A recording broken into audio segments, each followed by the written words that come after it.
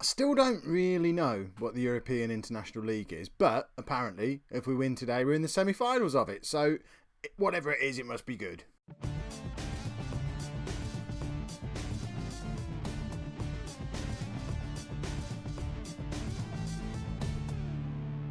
Hello and welcome to Season 18, Episode 2 of Non-League to Legend. I'm Kev, and coming up on today's episode, we have a European International League group game against Romania, which apparently if we win, we're into the semi-final, plus a Premier League game against Bournemouth. I'll just give you the little rundown of how things have been going since you were last with me. I think the last time you were knocking about the place was the 1-0 win against Watford. Things have been going okay since then, apart from a bit of a blip in the Champions League. But league form has been good. We drew away against Leicester, not great. But we beat Everton and we beat Ipswich 4-0. I forgot all about that. Tamani Gomez playing his first game. He got sent off in the Champions League. He's suspended forever in the Champions League for a horror tackle. That was his first Premier League game, and he scored 2 goals against Ipswich. That went down rather well. In fact, I think I have my suspicion. I don't know if it's going to let me show you this highlight, but I suspect Matt Lee kind of wants to come and play for Manchester City. He clearly has more loyalty to me than he does to Ipswich. Can we put this into 3D to show you this, because it's a sight to behold. There you go. We'll have the director on for the highlights. This should just be goals. I hope this is just goals. Look, it's us defending a corner, I guess. A bit of a counter-attack situation going on. Vosselbelt's got the ball. I remember when we signed him. Oh, I'm glad it's taking so long to load this highlight. Oh, that's far too fast. Oh, you'd think I'd have this prepped in advance. Right, so Gilberto picks up the ball. That can go away. João Roberto heads it on. I mean, look at this. This is a counter-attack that dreams are made of. And that put us 1-0 up. Matt Lee clearly likes me more than he likes Ipswich. He's in goal for England today. Hopefully he's not going to make that kind of mistake again. We did lose 1-0 to Bayern, so the Champions League group, we're not going to romp through it this year the way we have previously. But to be fair, we don't usually have a team like Bayern Munich in our group with us. We've got, I would like to think, Maccabi Tel Aviv and Lyon are both winnable games, and we should still qualify, but Bayern are absolutely romping that group and making us look a little bit silly. And then in the Premier League, we just lost to Chelsea as well, which isn't ideal. So after 7 games, we're 4 points behind Chelsea. Both Chelsea and United have had good starts to the season. It's actually looking a little bit more like a normal Premier League table this season. We don't seem to have any of the little upstart teams getting involved, throwing their weight around. So it's probably going to be a good old showdown between the big boys. And we need to make sure we're not dropping off the pace, because already having that 4-point gap isn't much fun at all. But before we get into any of that, it's England time. We've won our first few games in this odd little European League thing where we beat Romania 5-1 away, we beat Turkey 2-1 at home, we beat the USA in a friendly with Andy Tunnicliffe getting a hat-trick. In fact, Tunnicliffe has got 7 goals in the 3 games we've played this season, but he's now injured, so he's not going to be playing in this game. But if we beat Romania today, we are through to the semi-final, which, as I understand it, it's a summer tournament. The 4 group winners go through to a semi-final and a final next summer. So there's a possibility to win something with England here, because we should beat Romania. We thumped them away from home, so I'd like to think we can do it at home as well. But as I say, Andy Tunnicliffe isn't fit. So the team we're playing today, we've got Matt Lee in goal. These should pretty much all be familiar from the Euros. Mitcham and Talbot as our fullbacks. Ricky Simpson is playing at centre-back alongside Ron Osborne.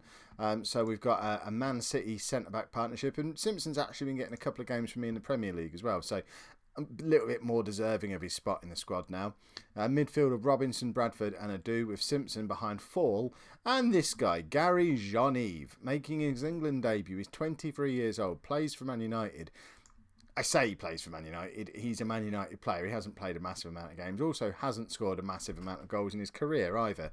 But, I mean, he's got some Premier League football under his belt. Had 2 seasons on loan at Brighton in the Premier League. He's been a bit part playing for United for the last few seasons. I mean, he doesn't look particularly like an England player, but he's got the potential. Where's my scout report? My scout report said he had the potential to be really good, but it's not showing that on there. Perhaps I misunderstood. On the bench as a striker, and we are going to get him on and have a look at him, is Sam Taylor, who, if you remember, a few years ago, we signed him from Reading for loads of money.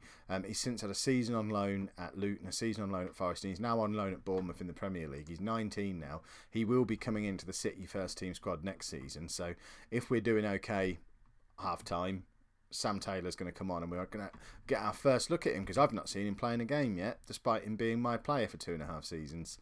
But I'm hoping this is going to be a bit of a formality. I don't tend to include a lot of the mid-season England stuff on the channel because it's has the potential to get a bit boring, I think, especially when we don't really know the players. But this is... Oh, hang about, what's all this 3D nonsense? Whose idea was this? Let's put this back on 2D Classic. Speed things up a bit again. I think, are we usually there or there? Does that feel fast? I don't know what speed we normally have. Is it that one? Does that feel about right? We need a highlight, really. But I thought, as we've got the chance to actually qualify, it'd be... This looks like roughly the right speed. It'd be good to see the game, see how we get on. Also, have a look at a new player, Jean-Yves, see if he's any good. Mitchum, cross comes in to absolutely no one. Talbot picks it up though. Mitchum has a chance to cross again, and I mean, does he know we're playing in white? Because he's just completely missed our players both times. Talbot now with the chance to cross. He knows who plays for England. Modou Fall wins us a penalty. Hopefully this is going to be us going 1-0 up. Is that Jean-Yves taking the penalty? No, that's Bradford, isn't it? Number 10 for England. I think he's... Yeah, there you go. Lewis Bradford. And it's saved. That's not ideal. And Jean-Yves, I don't know. I assume that was a cross, which was unusual in the circumstances. That's probably why he doesn't score many goals, because he should have scored there. Penalty rebound. You tend to shoot in that situation, young man. Write that one down. That's a piece of... That's the kind of coaching you get when you get into the England squad. You get that kind of information. He's through there, though. That felt like more of a penalty than the first one did. Unless he just fell over. Have I picked a dud here? I mean, I know I like to go out there and bring in these players who've never really played for England before. Matt Kilgallen said he was worth a try. Actually, no, he didn't. He wasn't in Matt Kilgallen's suggested squad, was he? I remember now, that was Sam Taylor. Probably should have played him. Jean-Yves is the guy I brought in when Tunnicliffe got injured, because he has the highest potential of any English striker, according to my national pool potential thing. And I think I may have relied a little bit too much on potential and not enough on current ability. He might be coming off at half-time, and we might be seeing Sam Taylor earlier than expected, because he's had 2 quite glaring misses so far, and I really don't want this stuff to go to the last group game. I was hoping, we'll just get the one England game into the regular season, then we'll have a bit of fun at the end of the year. Modou Fall does not miss chances like that. What just happened? That must have been a cracking save, because we've won a corner off of it as well. We've had 4 clear-cut chances now and not scored yet, and now Romania are breaking on us really, really slowly, which is odd, and didn't even get... I mean, there was no end product there at all. No cross, no shot. That was all a bit odd. Yeah, don't really get what happened there, but they're breaking on us again. Osborne we actually look, for the very first time I think since I've been England manager, we look a class above this opposition. We're just first to every ball. It means they're going to beat us, because I've just said that and the camera's rolling and you know what happens. But we're actually playing really well and just not converting out of it. It shows how much we rely on Tunnicliffe these days. Fall should have scored again. 5 clear-cut chances. Now Mitchum with another chance to cross. Simpson can't get across in. Osborne is having a fantastic game. First to the ball again there. I mean, the defenders aren't standing a chance against Ron Osborne. He is everywhere at the back. But somehow it's got to half-time and it's still 0-0. When you've had 5 clear-cut chances, I think you have to change your strikers, don't you? Now we've got hero of the Euros, Paul Williams there. I'm going to save him, though, and we're going to have a look at Sam Taylor. I'm going to be selfish. I want to have a look at him. We'll play him as the complete forward. Is that what he wants to do, though? Yeah, target man, complete forward. There you go. Sam Taylor comes on. He's going to play the second half. Williams will come on in 10-15 minutes for Modou Fall if he misses any more chances. In fact, the next clear-cut chance Modou Fall misses, Williams is coming on, because we all know what he can do from the Euros. I probably should have brought him on just now. This is me. I'm just trialling my own youth team players in a really important England international. I'm the worst England manager in the world. Very selfish man. Although, I think I deserve to have a bit of trialling, because Massimo Diawara has just done his cruciate ligaments playing for the under-21s, I want to say, but he's not under-21. Did he do it training for me? Was he in my squad? He might have been in my squad. But anyway, he's done his cruciate ligaments and is out for the rest of the season. So England owes me, as far as I'm concerned. So we'll give Sam Taylor a go because we're owed a chance. Right, 3-4 more minutes until Williams comes on. I can't believe we've had 22 shots, 6 clear-cut chances. Romania have done nothing at all. They may as well not have bothered coming. But we're just not breaking them out. Fall, finally, Modu Fall. Has he always had that haircut? I'm certain he's never had that haircut before. Modu Fall's getting a bit fancy in his old age. He's in his 30s now, and he's got young man's hair. Oh, I don't know how I feel about this. That's probably why he was missing. His, I don't even know where I'm going with that, but different hair for Modu Hall. There you go, observation. So now what do? We probably need to leave Fall on now, don't we? Because he's got his goal. We'll take Jerome Simpson off. Nathan Wilkes will come on for him. And we'll just switch the midfield back round to the familiar midfield. Robinson can go in behind the front two. I am probably still going to bring Williams on in a minute. Maybe. I don't think I've got any other youngsters I want to try out. I'd hoped to be like 6-0 up so we could bring Danny Lamb on and get him another cap. Obviously, again, looking at things from a City point of view. No, I mean, we've got... Yeah, let's just take Fall off now. Ah, no! Wrong substitution. Right, Williams comes on for Fall. And he can play as the poacher for the last 10-15 minutes and see if he can keep his excellent goal-scoring exploits for England up and running. I mean, we surely can't throw it. I don't know if I've ever seen us get to 30 shots in the game before. We're on 29 with 10 minutes to go. This is the most one-sided 1-0 I have ever seen, and it's just got last-minute equaliser written all over it, hasn't it? If that happens, I'm never showing an England game on this channel again. I'll just resign from England on the spot, I think. That'll learn them. Right, Talbot with the cross. Williams is in and should have started, really. The moment Andy Tunnicliffe got injured, Paul Williams should have started. And I think he's proving that point to me there.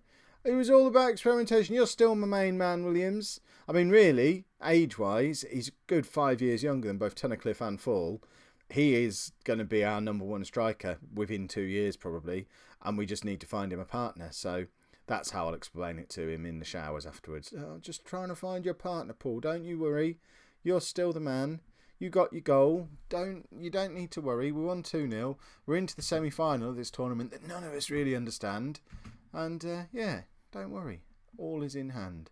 So, Tigana's injured. Okay, not a proper injury. Well, hang about. I've had to pay money because I've given Sam Taylor his England debut. So why is there no notification that we're into the semi-finals? I was kind of expecting that. Well, yeah, I think qualification is in the bag, isn't it? Yeah, he was lovely. I don't really understand. Let's go and play Bournemouth in the league. Where's the semi-finals thing? What's happening? And then it all went wrong. I don't know what's happened. I hope this is not the end. But I've had 2 crashes of the game. I have recorded another episode and a half, but the files have now gone missing. I've still got the problem on my laptop where Premiere Pro doesn't run. It does run on my desktop, but for some reason files aren't recording properly on my laptop either. So I think I need to do a Windows reinstall on the laptop, which I'm going to try and do overnight tonight. As I record this, it is 11 o'clock on Monday night. So normally I have a couple of days recorded in advance, but those files seem to have gone missing. So there may not be an episode out tomorrow. If there is, my laptop is a wonderful thing that reinstalled itself overnight. I don't know. Follow me on Twitter at Lollujo. I'll let you know on there what's going on. If I don't manage to get a Non-League to Legend episode out tomorrow, I do have something else planned. It's not Football Manager related. It's a game called... I can't even remember what the game is called. I played it at Rest when I was there the other week. The game is called... What's it called? Professionalism. I'm so annoyed. Super Arcade Football. I might just do a little quick video of that just to get a video out on the channel tomorrow. But yeah, it's so frustrating. We did win the next game, and we won some games in the following episode as well. Hopefully it'll all be back up and running, and we'll look back on this and laugh at the time when Kev got all stressed out because he lost all his videos and his game kept crashing and he was all tired and his back hurt and so annoying. So yeah, I'll stop talking now. If you've enjoyed today's episode, pop a like on there for me. Subscribe to the channel so you don't miss out on whatever is to come. Hopefully tomorrow, new Non-League to Legend episode, and it'll be like nothing ever happened. But yeah, sorry about that, folks. And thank you very much for watching.